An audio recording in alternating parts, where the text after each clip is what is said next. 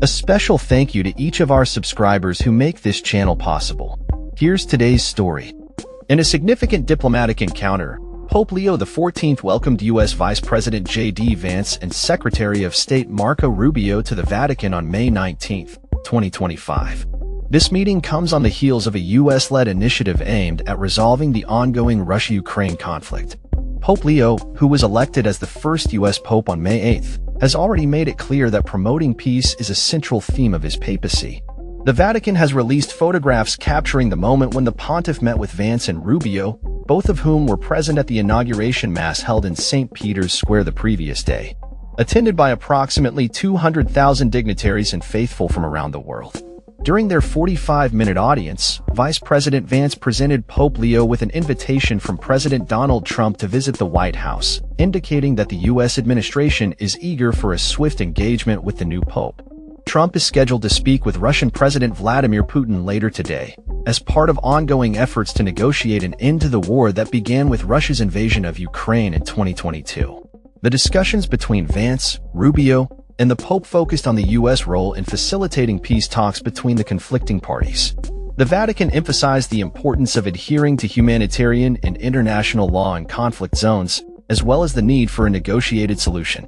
The meeting with the Holy See's Secretary for Relations with States, Paul Richard Gallagher, also highlighted the positive bilateral relations between the U.S. and the Vatican. Pope Leo has expressed his willingness to mediate between warring nations, stating, "I will make every effort so that peace may prevail." His proactive stance on global issues was evident during his first private audience with Ukrainian President Volodymyr Zelensky, who attended the inauguration. Zelensky's discussions with the U.S. leaders underscored a shared commitment to ending the violence in Ukraine. The Vatican's Secretary of State, Pietro Parolin, indicated that Pope Leo may offer the Vatican as a venue for direct negotiations between the conflicting parties. This reflects the Pope's ambition to play a more active role in international diplomacy, particularly in areas marked by conflict. Vance, who converted to Catholicism in 2019, expressed pride in Pope Leo's election and emphasized the significance of his work. Rubio, also a practicing Catholic, engaged in discussions about the collaboration between church and state, addressing matters of ecclesial life and religious freedom.